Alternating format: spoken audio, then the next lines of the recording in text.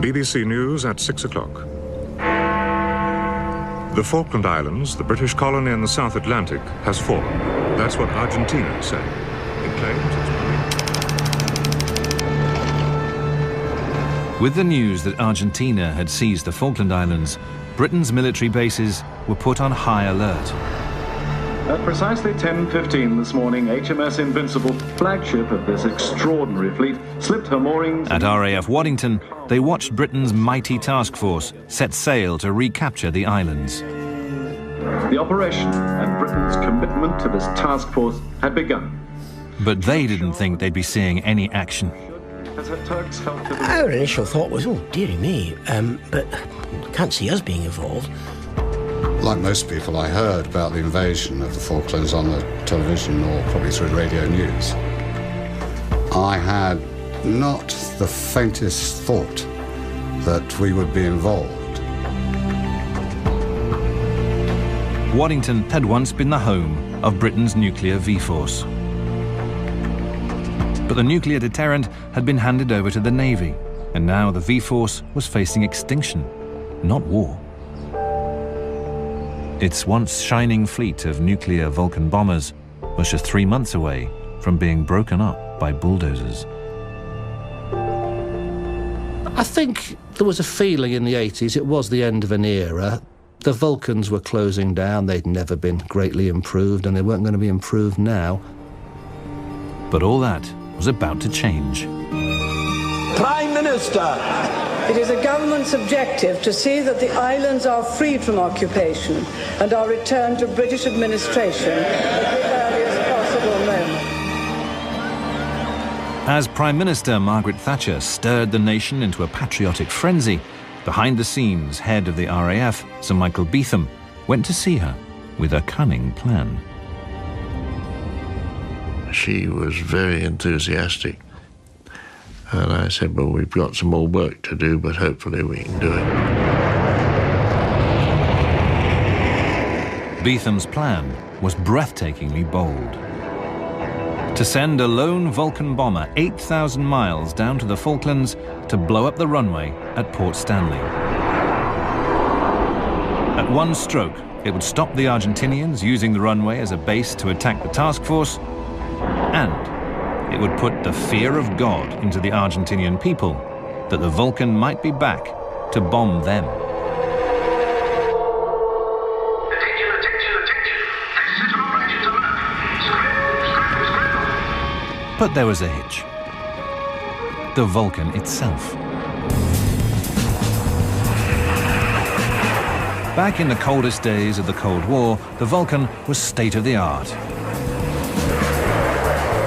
It could be in the air within 2 minutes, delivering nuclear bombs into the heartlands of the Soviet Union.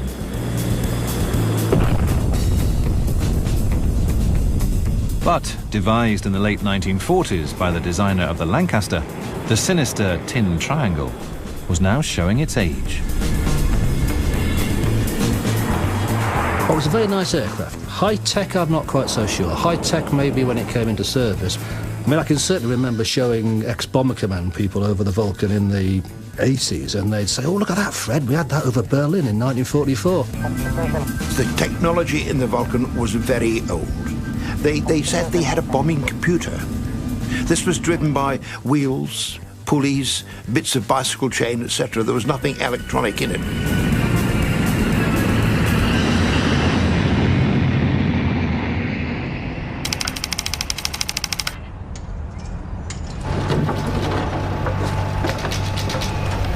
On Good Friday, RAF Waddington was told to prepare for war.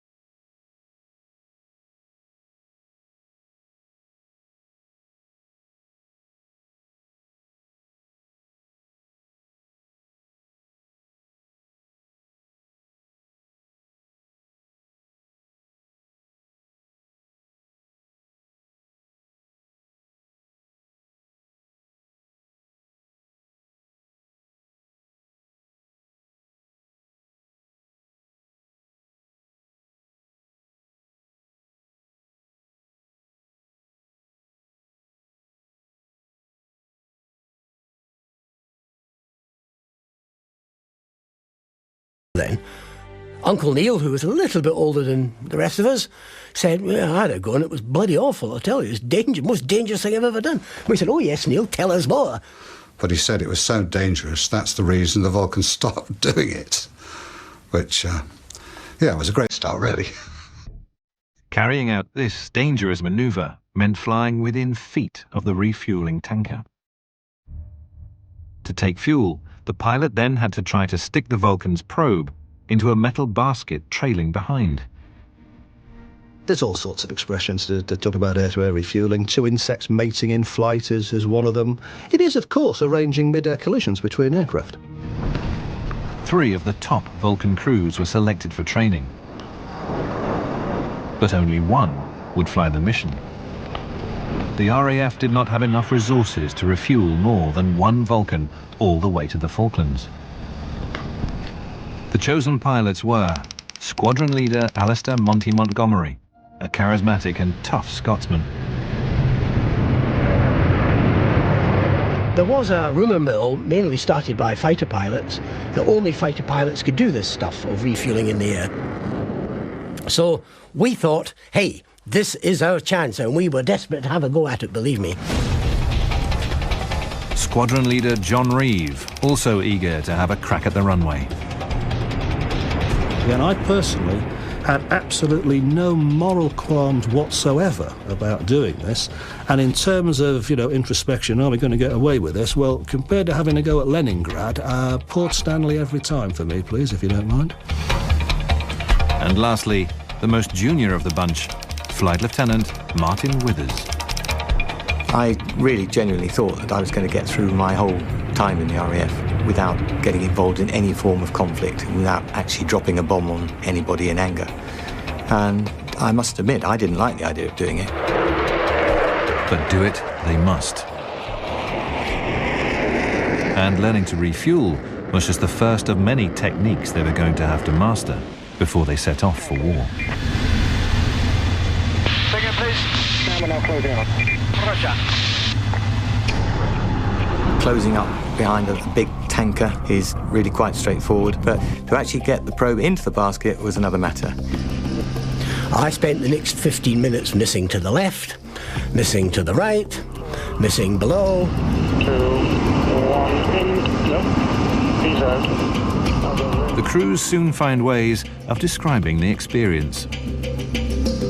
Stabbing a wet donut, shoving very warm spaghetti up a cat's backside. 2, 1. Contact right, pushing. Endless fun, frustrating until you get the hang of it. Green on. In peacetime, this would have taken months and months of intensive training. They only have 2 weeks. And if they fail, the task force would be at the mercy of Argentinian jets.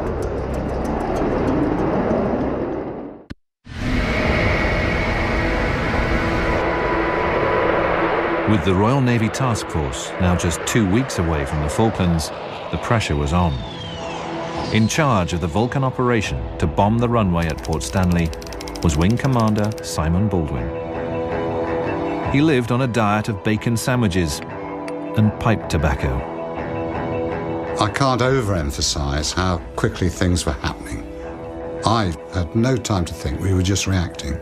We were doing things and trying to make things work.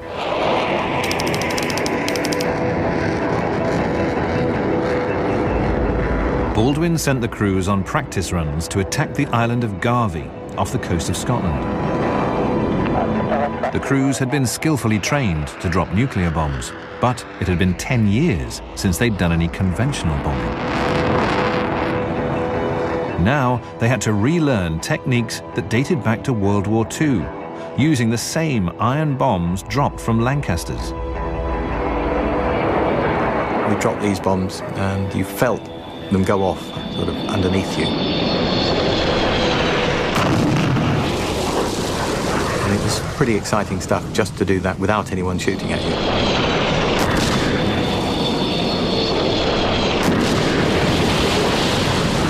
The crews loved it, but the Royal Society for the Protection of Birds were understandably not happy.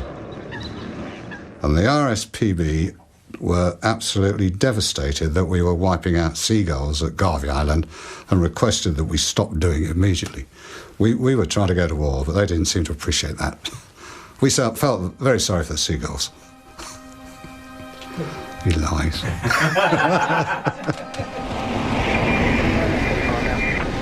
The crews were going to have to hit a runway just 120 feet wide. This demanded a degree of accuracy not normally required with nuclear bombs. With the Vulcan, the accuracy that we had, we'd be quite lucky to hit the runway at all. And while the crew might miss the target, it looked increasingly likely that the Argentinians would hit the Vulcan. When Baldwin received the latest intelligence on the air defences at Port Stanley, it made sober reading. The dossier revealed that the Argentinians had state-of-the-art weaponry, including the Tiger Cat, built by the British.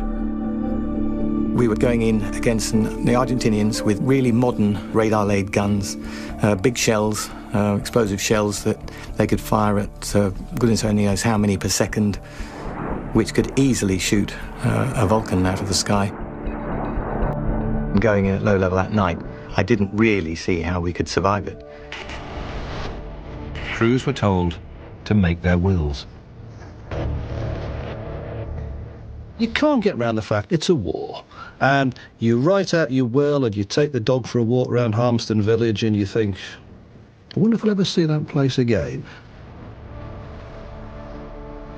Right. Should you be captured at all, and they will give you the opportunity to write a letter. And in case they did survive and were captured, they were taught how to write secret coded messages and what to do if they were paraded in front of enemy TV cameras. I found it quite amusing when they said, "But if you're telling the truth, scratch the right-hand side of your nose. If you're telling a lie under duress, scratch the left-hand side of your nose." We have to recover those islands, for the people on them are British, of British stock, and they still owe allegiance to the Crown. As the task force continues southwards, the government has given more details of the merchant ships. With the task force a week away from the Falklands, Mrs. Thatcher still hoped that regular TV updates showing that the British meant business would be enough to send the Argentinians packing. Troops have been going through their weapons drill in readiness for a possible landing on the Falklands. The Royal Air Force has already shown pictures of their Vulcan bombers converted from the nuclear bombing role to that of conventional bombing. Exhausted from round-the-clock training, the Vulcan crews now found that their supposedly secret mission was part of that message. Watch out, the Brits are coming. To reach the Falklands, they would have to fly the bombers from Ascension Island, refueling them in mid-air. Our attitude to it was, oh great, why don't you give them the date and time? You've given them everything else.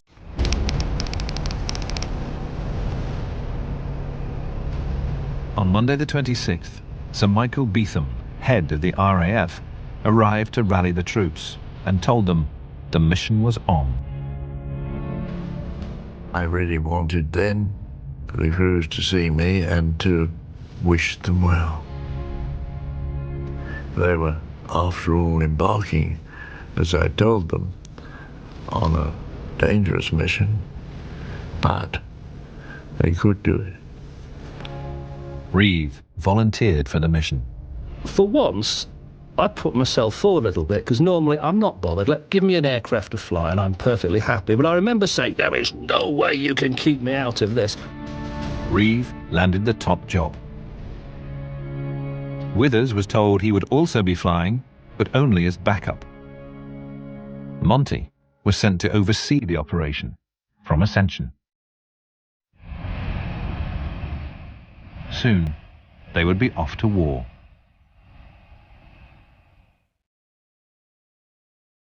Saying goodbye was not easy. It's a thing I'd never done before.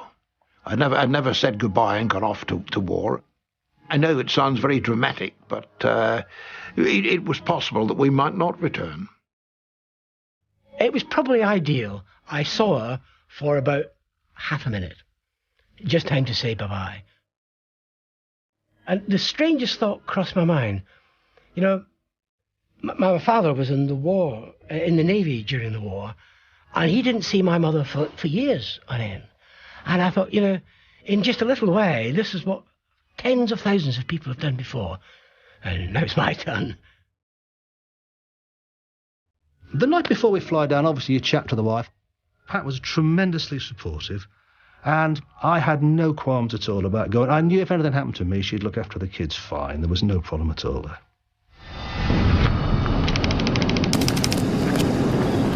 The two Vulcan crews prepared to take off for their midway base on Ascension Island. Please remove all trucks and ground equipment. Okay, It was a miracle. In just 3 weeks, Waddington had gone from a peacetime base onto a full war footing, transforming near obsolete bombers into new fighting machines.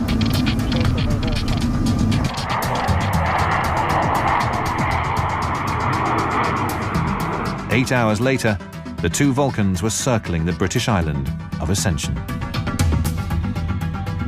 This remote volcanic outpost was a perfect base for the attack on Port Stanley. Ascension Island was amazing. It was just unbelievable. I still can remember just sort of circling around and seeing this strange-looking island, a volcanic island. Looked like one big slag heap, really, on the western side. Very unattractive. The place was heaving, absolutely heaving. It really was something where something was happening. You think, oh, what a place to be part of this. Ascension had become the busiest airport on the planet. The Vulcans arrived to find a huge armada of 12 Victor aircraft, the refueling tankers that would take the Vulcan down to the Falklands. That evening, with a 50th birthday party to celebrate, Withers and his crew hit the town. Happy birthday. We had to find somewhere to go and celebrate that night, and we found more than one place to celebrate.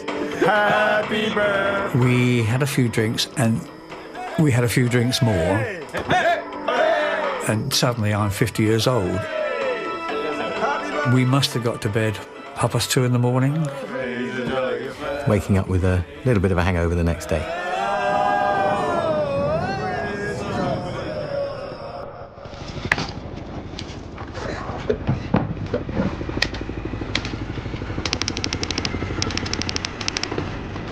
Later that morning, the RAF sent a signal.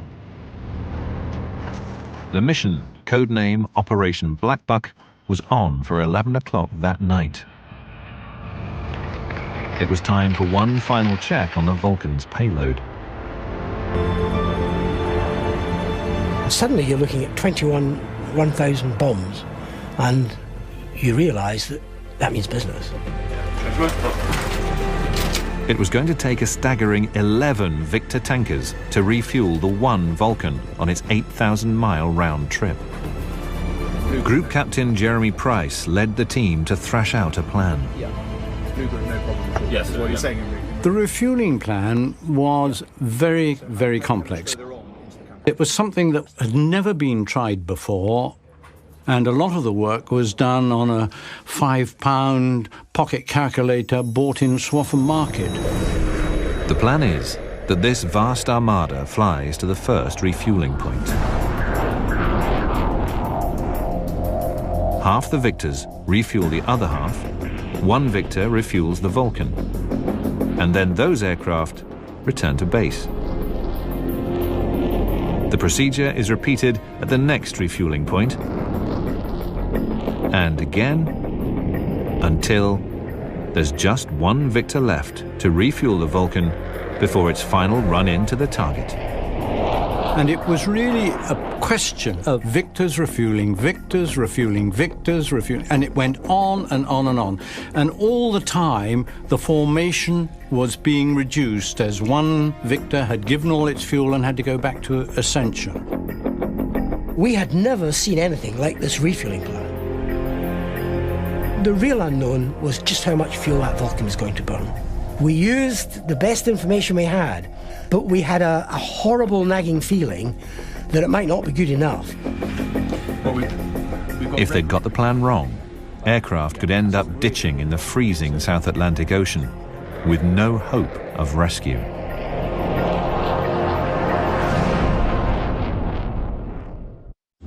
Gentlemen, come in.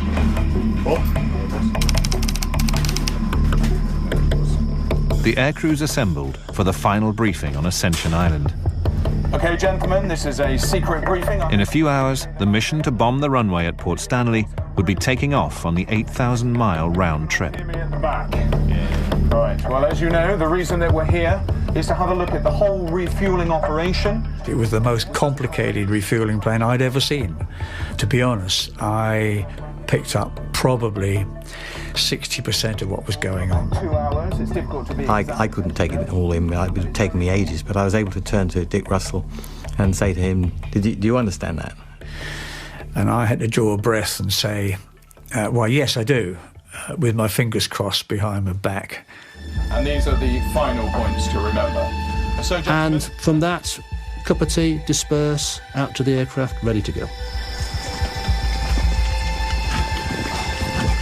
For lead John Reeve and his crew, it would be a hard 16 hours ahead. For reserve Martin Withers' crew, it was supposed to be 4 hours and back for a beer. But that's if Withers could get into the air. He already had a problem. The microphone in his helmet, his bone dome, had stopped working. My first time going to war, and my bone dome doesn't work, and I like my bone dome. I had that sense of security in it. In the back, Gordon Graham, the navigator, was also having to make do. The RAF didn't have any maps of the South Atlantic. Our navigator finished up using a map of the Northern Hemisphere turned upside down. Gordon changed the Azores into the Falklands. When we started the launch on that night, I felt that we had about a 40% chance of success. There was almost a silence, but you could feel this air of expectancy. And then, bang.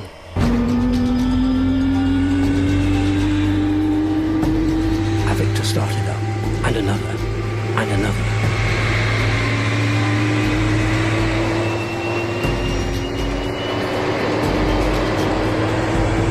And the noise grew and grew and grew.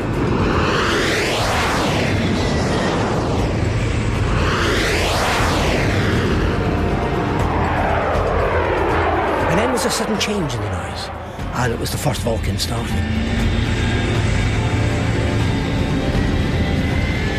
The Vulcan just looked fabulous, menacing, full of authority as it taxied onto the runway.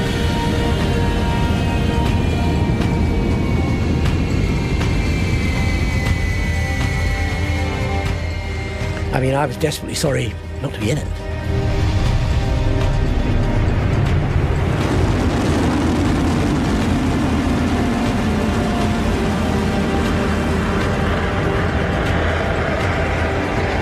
But I had a lump in my throat as it went off down the runway, followed by the second one. 2306, second Vulcan. 2308, blue section, 5 aircraft. And then they were gone, and there was silence.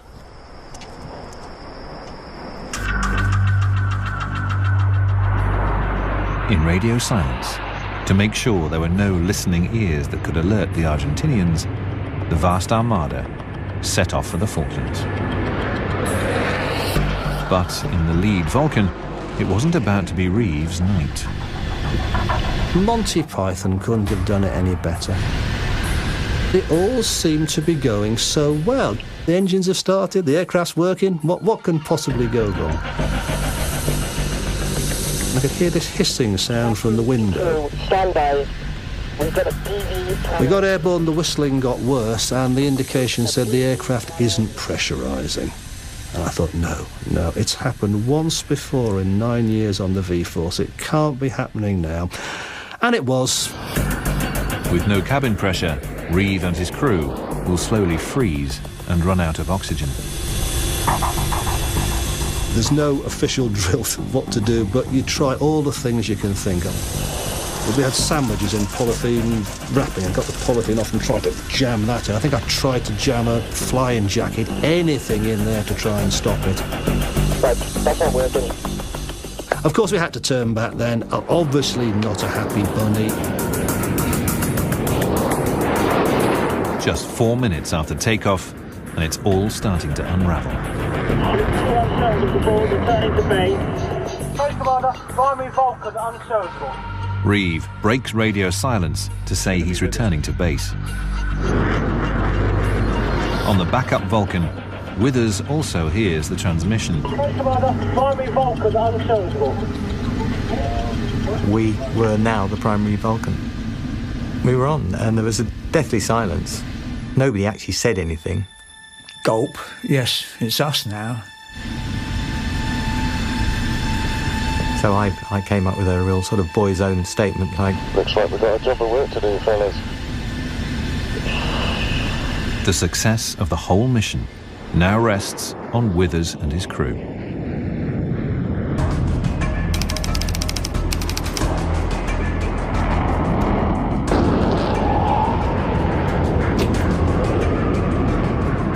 Withers starts refueling with the Victors. It's the first of 4 contacts over the 8-hour journey to the Falklands.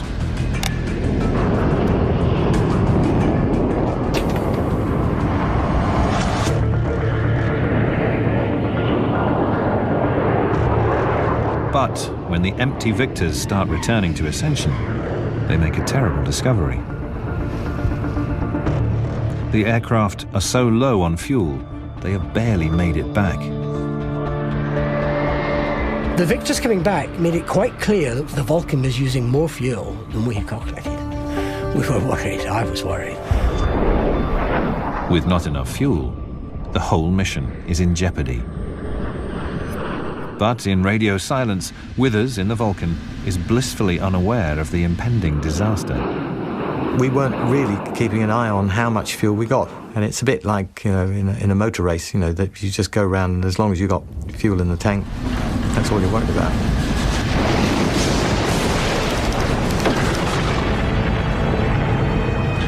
Then, with 2 refuelings left, the sortie hits a major electrical storm.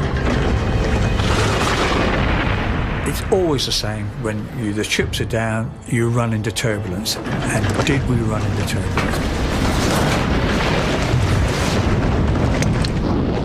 And it's now that the last 2 remaining Victors must refuel. Flying in the rear Victor, Bob Tuxford knows if he can't get fuel, the mission is over.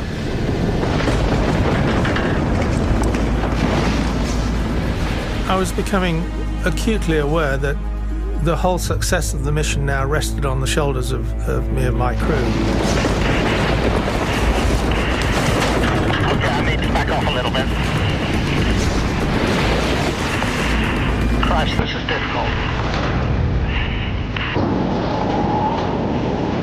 All over the bloody place.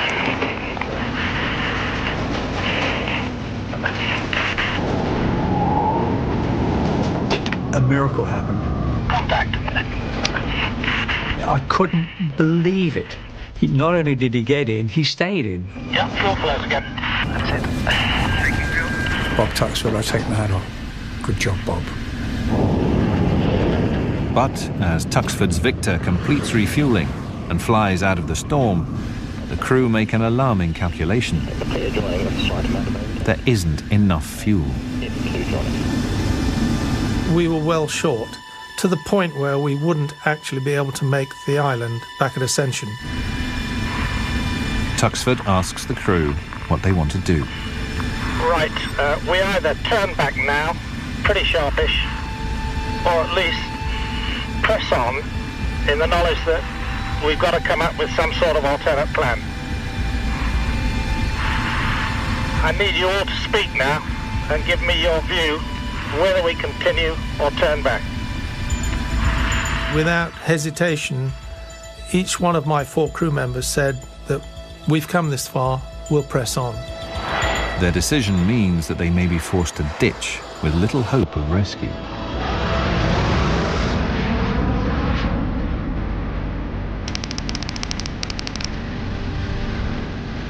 Six and a half hours since leaving Ascension, it's time for the final refuel. But Tuxford, in the Victor, can't risk breaking radio silence to tell the Vulcan there's barely enough fuel to complete the mission. Everything seemed to be going well, taking fuel quite normally, and then, much to my surprise and Dick's surprise sitting beside me, they put the light on. Okay, Andy, give in the lights. The red light flashed, and so we had to brake. If the red light flashes, you brake. Come what may, you brake. Ready, Dale. How much have they given us? But I said, this must be a mistake. 5,000 pounds, Captain.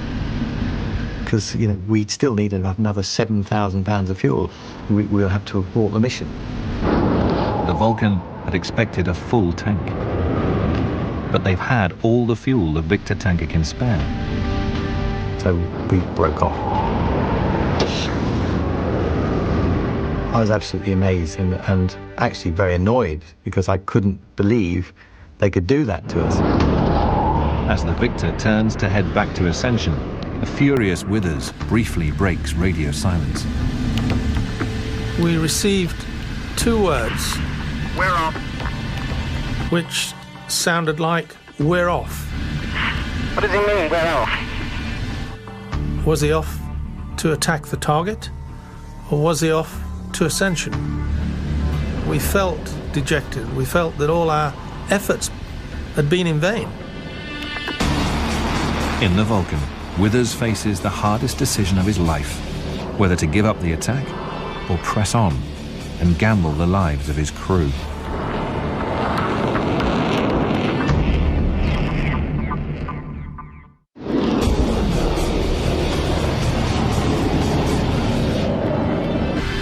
Captain Martin Withers and his crew are within striking distance of the runway at Port Stanley. But their Vulcan bomber doesn't have enough fuel to get back to base. In theory, we should have then gone back to Ascension and aborted the whole attack. But because we'd come this far and the whole force had come this far, Martin decided we would carry on. I made it clear that that was what I wished to do. Nobody tried to say otherwise, so we pressed on.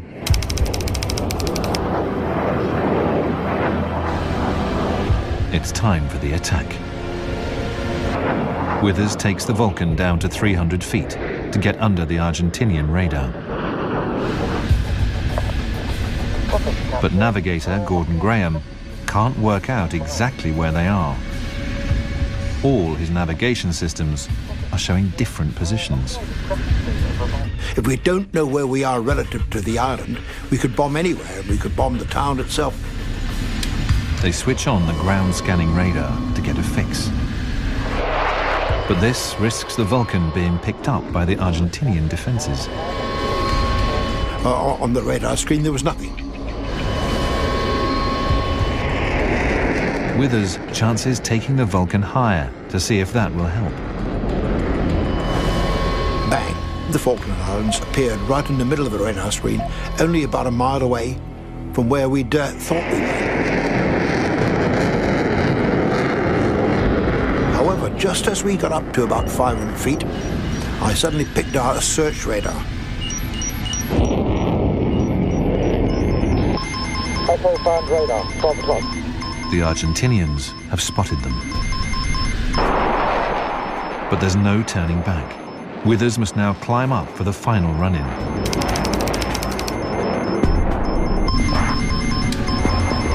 Pulled up using full power, fairly steep climb to get to 10,000 feet. We had about a 20-mile run-in. We felt very vulnerable because you're sitting there. They know you're there. Generate control radar, medium threat, 10 o'clock, jamming. I pulled the visor covers down. We thought flak would be coming up at us, you know, like you see in the war films. We hadn't done this before.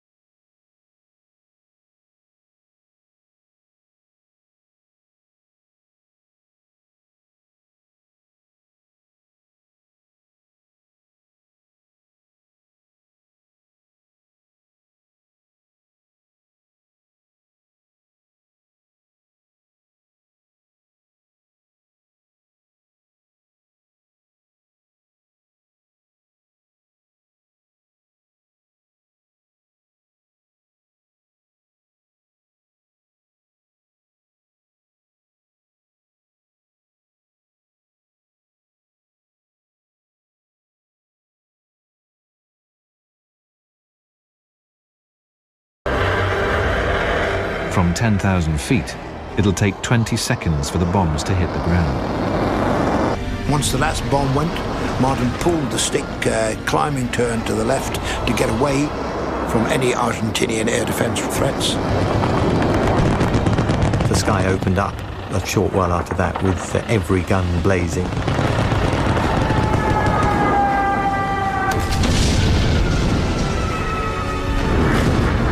As we climbed, you could see the flashes, obviously from the bombs going off.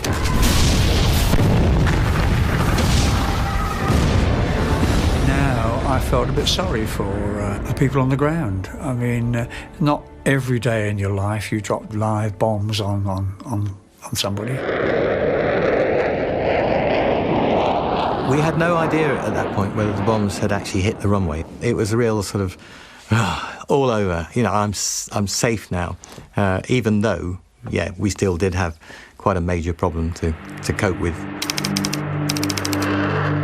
They still have to find their refueling tanker in thousands of square miles of Atlantic, and they have only a few hours of fuel left. But just as they thought they were out of range of Argentinian missiles, the whole of my radar warning receiver front sector lit up with threats.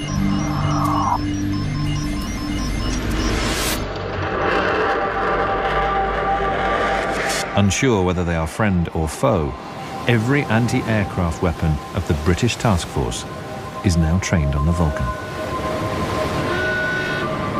And I said a little prayer hoping that somebody on board the ships was aware that we were a friendly coming towards them. This is 1 Quebec Delta, over. I opened up on my radio, passed the pleasantries of the day, good morning, and I passed the code word superfuse to let them know that we considered the attack had been a success. This is 1 Quebec Delta, superfuse. The task force stands down, while the code word is also picked up 4,000 miles away back on Ascension. Suddenly out of the blue, somebody shouted, "Superfuse!" I mean, fantastic. I mean, there was elation everywhere. In Bob Tuxford's Victor, rapidly running out of fuel, the Vulcan's transmission tells them that at least their efforts were not in vain. This is 1 Quebec Delta, superfuse. Shit, he's done it! There was elation in our aeroplane. The whole mood changed. Well, let's hear it from the Tin Triangle. And after all, we were able to say, well, he's done it. He's done the job. But time is also running out for the crew of the Vulcan. There's no sight of the refueling tanker they're supposed to rendezvous with. The co-pilot stated he'd never seen a Vulcan flying with so little fuel in its tanks, which was quite a frightening situation to be in. We knew we had to make contact. If we didn't make contact, we were in the sea. We had immersion suits to keep us dry, we had dinghies, we had little radios, but I don't think any of us would have survived unless an absolute miracle happened. And the next thing I knew, the Victor rolled out right in front of us. I can't tell you how that felt. I can't tell you. To me at the time, it was the loveliest sight in the world. Just in time, Tuxford's Victor was also met by a refuelling tanker. There were quite a few whoops and hollers in the aeroplane as people celebrated.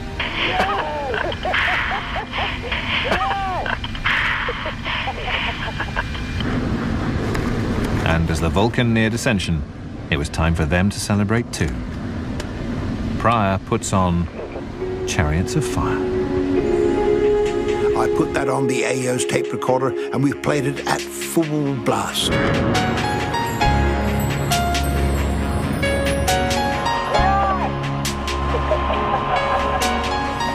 They'd survived. Withers and his crew had achieved the longest bombing raid in history.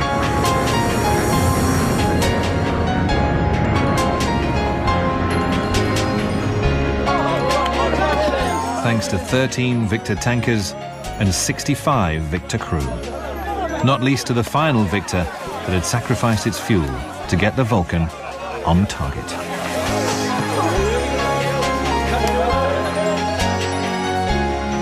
There to meet Martin Withers with a can of beer was the pilot, Bob Tuxford. As I fought my way through the crowds, I'm not sure that Martin even recognised me in the first instance. But nevertheless, he received the can of beer nicely, and I decided that we'd done our bit that night, went off to our billet, and the rest was history.